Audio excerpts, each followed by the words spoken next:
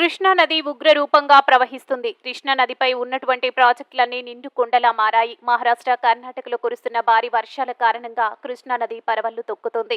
దాంతో కృష్ణా నది పరివాహక ప్రాంతాల ప్రజలు అప్రమత్తంగా ఉండాలంటూ అధికారులు ఆదేశించారు.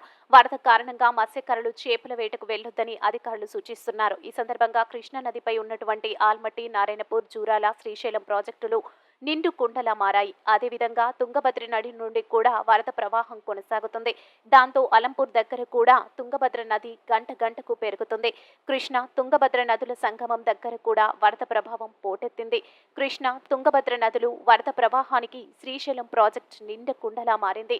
దీంతో శ్రీశైలం ప్రాజెక్టుకు సంబంధించిన 7 గేట్లు ఎత్తివేసి నాగార్జున సాగర్ ప్రాజెక్టులోకి దాదాపు 3 లక్షల క్యూసెక్ల వరద నీటిని వదులుతున్నారు.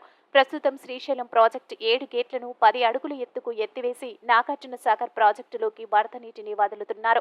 శ్రీశైలం ప్రాజెక్టు కెపాసిటీ 885 అడుగులకు గాను ప్రస్తుతం 884 అడుగులకు నీటి మట్టం చేరింది. దీంతో ప్రాజెక్టుకు సంబంధించిన గేట్లను ఎత్తివేశారు.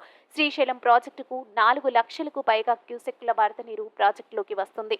దీన్ని దృష్టిలో ఉంచుకొని దాదాపు 3 లక్షల క్యూసెక్ల వరద నీటిని నాగార్జున సాగర్ ప్రాజెక్టులోకి వదలడంతో కృష్ణానది పరవళ్లు తొక్కుతుంది. దీంతో పాతాళ గంగగా దగ్గర కృష్ణమ్మ పరవళ్లు తొక్కుతుంది.